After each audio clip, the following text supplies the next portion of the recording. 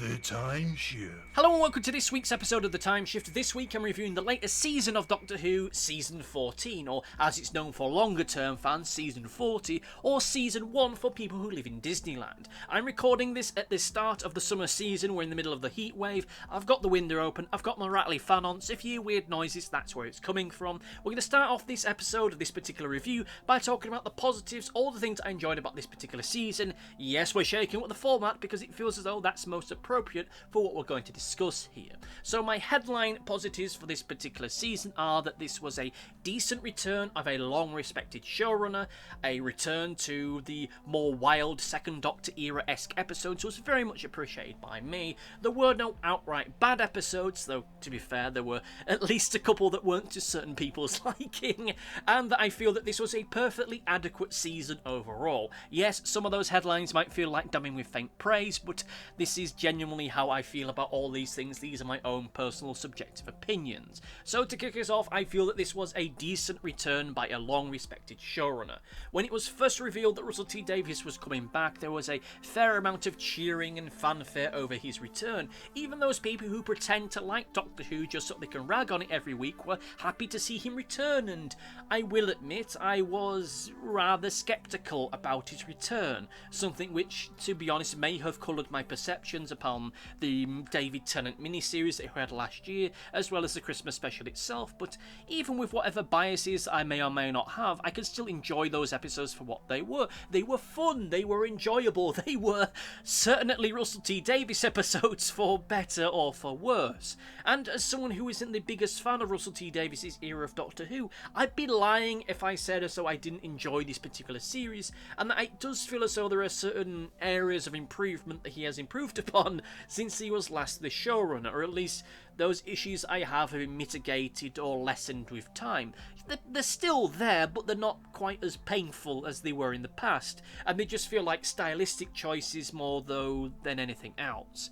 And in the end, this ultimately translates to a perfectly respectable returning quality from a respected and perfectly quality showrunner, at least in my opinion.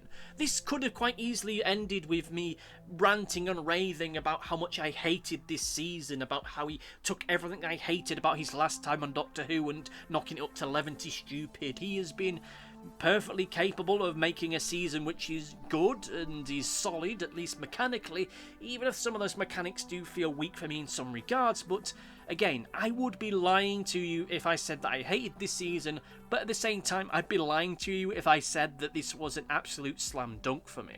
Another thing that I enjoyed was the fact that we had a return to the wilder Second Doctor era episodes. I know that talking about the wilder and more eccentric episodes is going to be something of a sore point for certain people watching this, because I am sensitive to the fact that some of those episodes weren't terribly well liked, but I did enjoy them for what they were, and they did have an air and a flavour to them of some of those Second Doctor episodes I really do love, even though those episodes were a little bit wilder. Episodes like stories like The Mind Robbers or Enemy of the World or War Games to a certain extent had a bit more of a out there and outlandish and crazy sense to them.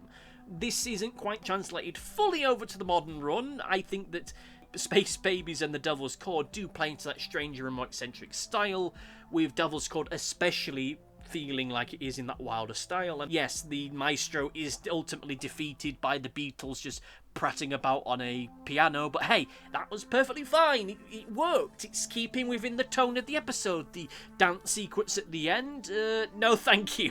Those two episodes, I like the fact that they were wild. I like the fact that Space Babies and Devil's Code were a little bit crazier and more eccentric, though I do wish that things did get a little bit wilder, a little bit more strange, a little bit more eccentric, but at least with what we got, it does open the door, meaning that we can have a more of a diversity in tone when it comes to Doctor Who episodes, that we can go into past that are a little more crazy and weird, even though in some regards it does feel as though there needs to be a little bit of a bar that we shouldn't really cross before it ends up getting into just being straight up silly. The other thing that I did like about this season is the fact that for me it doesn't feel that we're any outright bad episodes. Yeah, I know that Devil's Court and Space Babies were a little bit beyond the pale, to say the least, for certain people, but look, they aren't as bad as other bad episodes we've had over the past few years. Now, that isn't a slam on Chibnall, though there are at least 2 episodes from his run that I can consider to be absolute stinkers, and long-time viewers of the Timeshift will remember Kill the Moon being an episode of the Moffat era which almost made me stop watching Doctor Who. And I don't just mean stop watching it until Moffat was gone, or just stop watching that series. I mean just stop watching Doctor Who, full stop. I hated that episode that much, and Devil's Cord, yeah, it might be a bit much for some, it may be a bit too over the top, a little bit too fantastical. Space Babies is a really weak opener. Neither of them made me want to quit watching the show, long term or short term. Granted, a lot of their heavy lifting work with Devil's Cord is Jinx Monsoon just being an absolute tour de force, and anyone else in that role probably wouldn't have made the episode anywhere near as entertaining as it was, but still, they were both perfectly fine for what they were. I will admit that me sitting here and saying that Devil's Cord and Space Babies weren't total car crashes isn't saying much, but they were harmless. They weren't the absolute be-all and end-all of terrible Doctor Who episodes. They aren't bad, they're just kind of naff. With that in mind, let's move on and say that I think that this was a perfectly adequate season overall. Yes, that's damning with faint praise to the absolute most extremist, but, you know, I can't lie to you. I think that, without getting into the overview prematurely, I think that, as I said in previous reviews, this season was perfectly fine and perfectly adequate. I don't feel that this is the dawning of a new golden age. This is not the beginning of the end, at least going off the quality of this season as a whole. We never know what the future may hold, but you know, I did enjoy it for what it was worth. With Doctor Who, we often talk about how children will watch it from behind the sofa because they find it so creepy and scary. To be honest, I never had that as a child. None of the classic Doctor Who episodes scare me to that extent. But as an adult, there are often times I wanted to watch it from hiding behind the sofa. Not because I found it creepy or scary, but because some seasons made me worry about the damage that was going to be done within it. That made me worry that, oh god, what direction are we taking with all this? Can we survive this one? And thankfully, with this season, for whatever problems I may well have with it, what I'm going to discuss ever so slightly shortly, I didn't hate it. It didn't get my goat. It didn't make my teeth itch. It didn't make me irrationally mad or angry. This is the first time in a long time where I can get to the end of a season of Doctor Who and go, you know what, that was fine. That was perfectly fine. Granted, I'm not getting to the end of it with a smile on my face and a song in my heart, but this is a season that I'm not repulsed by, but it's not a season I find myself being drawn into the orbit of. It's not one that I'm going to be watching anytime soon, or rewatching anytime soon, I should say.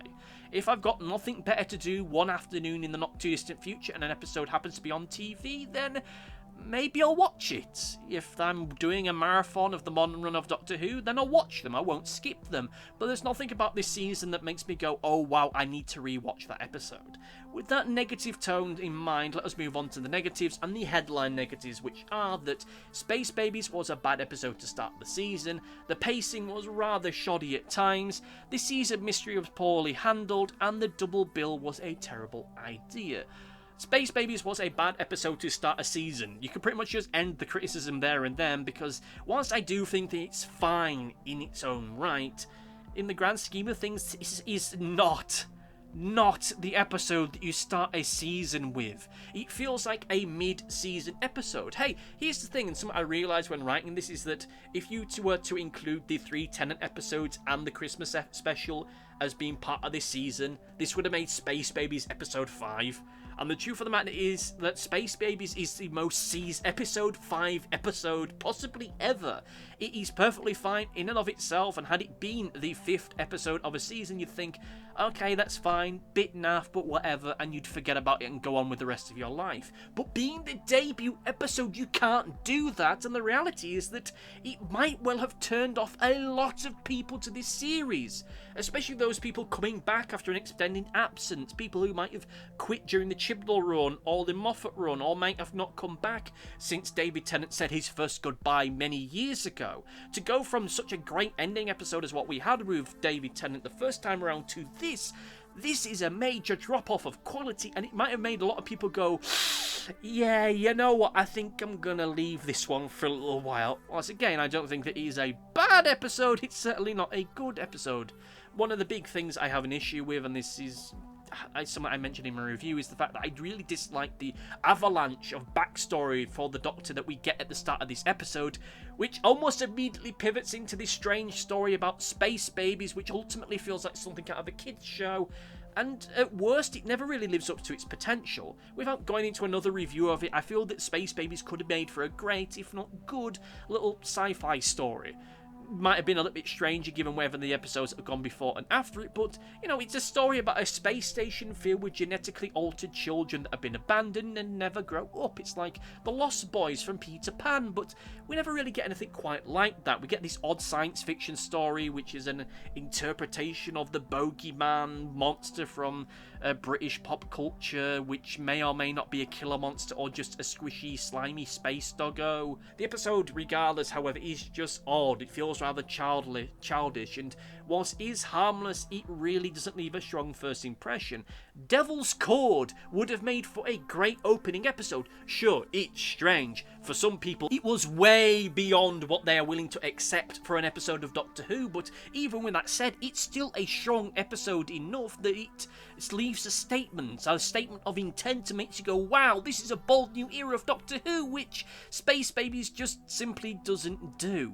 I feel that the pacing for this year's season was just rather shoddy at times. In the past, I've often joked about the pacing of Russell T Davies era episodes, about how almost every single episode had a scene or was almost entirely the Doctor running and pointing at things whilst the dun dun dun dun dun dun dun dun music played in the background, and whilst I will admit it wasn't quite that fast and obnoxious this time around, as there were moments of consideration, of planning, there were these moments where we had time to just let things settle and to let things process and have the gravity of certain events just hit with us.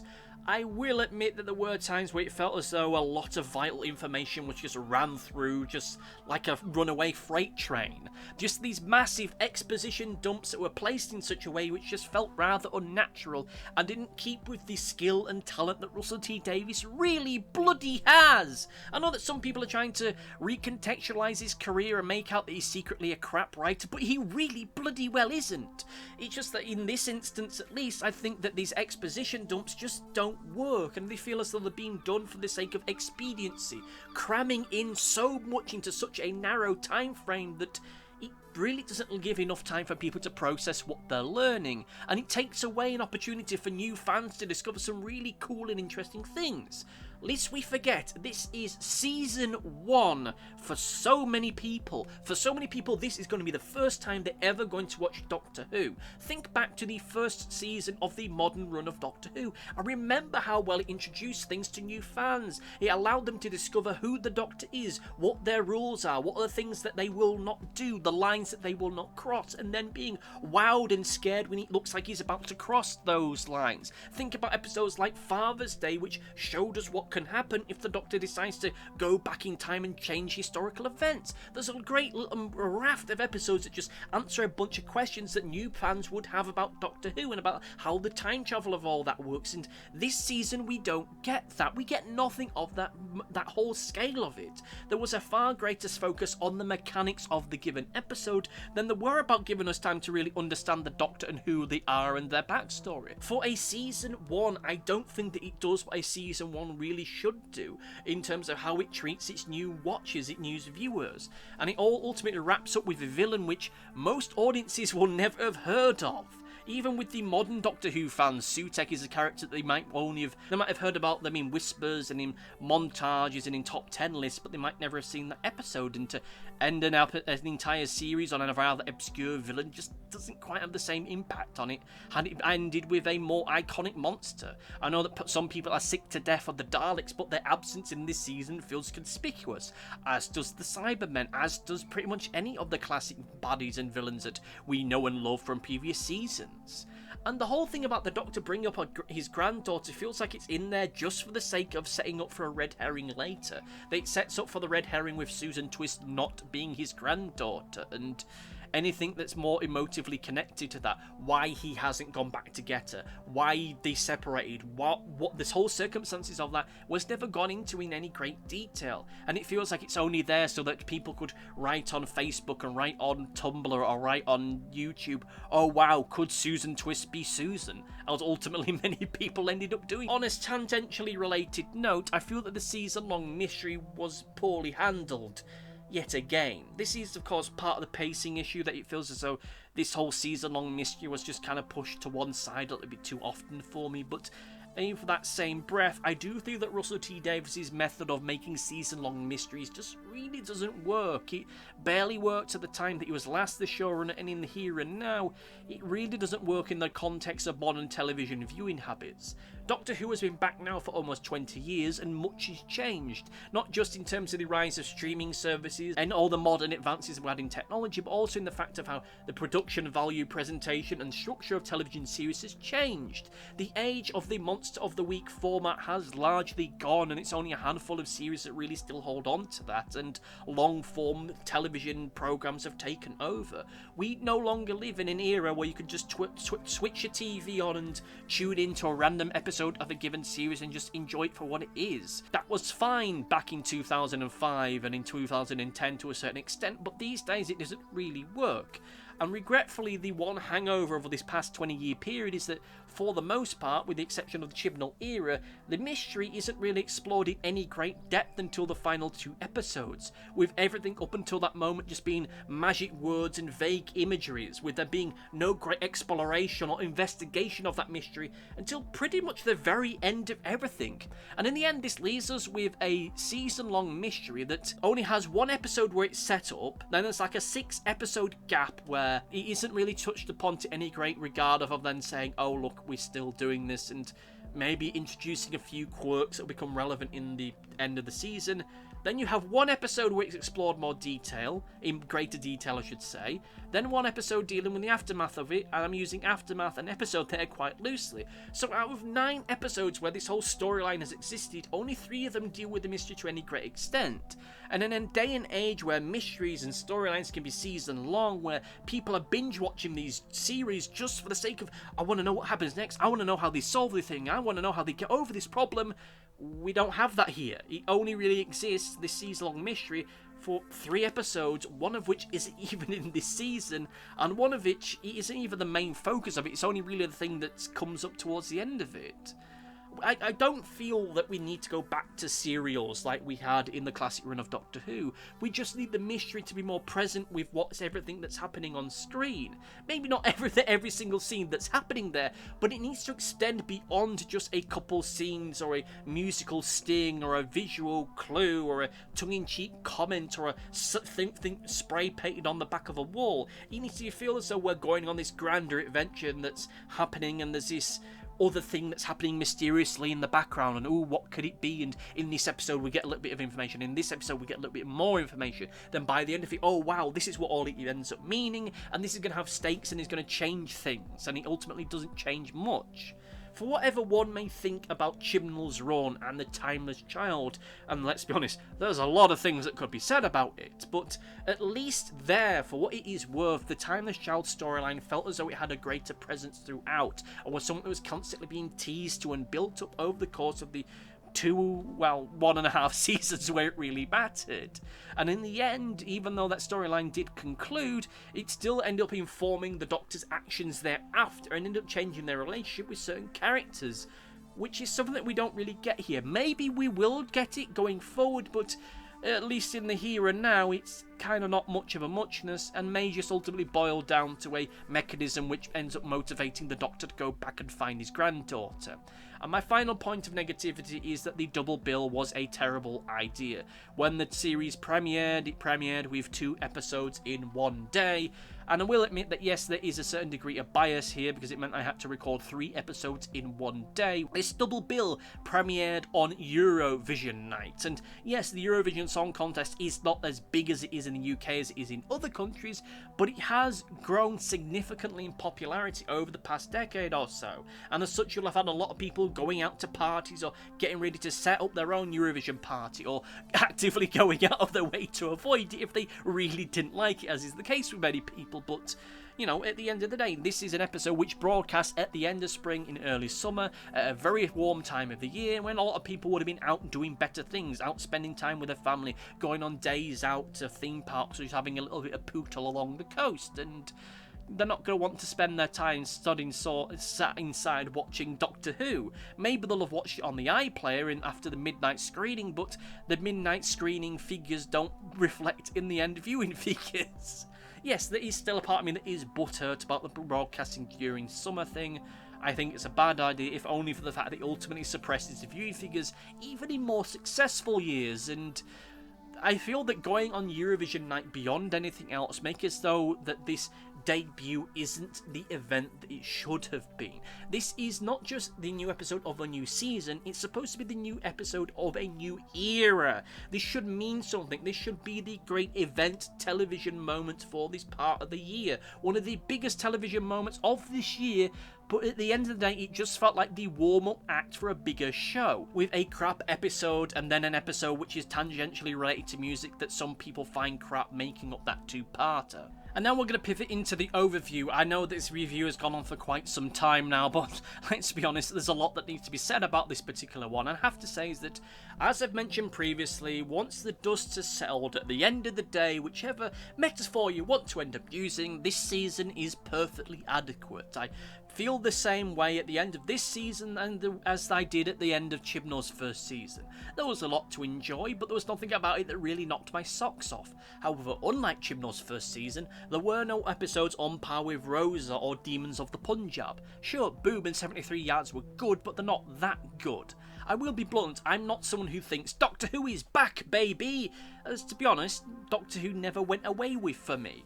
Whilst I do have quite a few issues with the Chibnall era, there were still some fantastic stories to be had there. And I'm not going to sit here and mock or scoff at anyone that thinks that Doctor Who is back or in the dawning of a new golden age, but regrettably, I'm not someone who can feel like that. This season was good. It was fine, but given the pedigree of who was writing and putting it all together, I'd be lying if I said that I wasn't in some way disappointed. Chibnall's first season was fine for the first season of a new showrunner. This is Russell T Davies' big return, someone who's very experienced in doing shows like this and has done some very successful television programs more recently. I should not have gone into the final episode of this season feeling an absence of hype, and at the end of it all just feeling, okay, that was fine. Like, this is not a weak or bad season. For my money, I still feel that Cabaldi's second week season is the weakest season overall in the modern run of Doctor Who, but this is nowhere near that bad. This is not a season, however, as I've mentioned in the past, that I would ever want to watch again anytime soon. Maybe if it's on TV and I've nothing better to do, I'll watch it, but beyond that, it's perfectly fine and largely inoffensive. Well, I might, aside from the Kylie Minogue gag in the Rogue episode, but maybe that one got a little bit too close to home for me, but still. Sure, as a critic and a reviewer, this season infuriates me because it's not bad enough for me to descend into rants and hyperbole about how terrible it is, but at the same time it's not so good that I can sit here and wax lyrically and enthusiastically about how perfectly brilliant it was. It was just perfectly adequate in the end of the day. I don't think that it deserves some of the lofty praise that some people have been giving it, but in the same time, I don't believe that it's deserving of the level of criticism that some people are getting it. Okay, so I'm going to be honest with you, dear listener, this would have been the part in the video where I've just been discussing the viewing figures and about how we interpret them and how we go on from them.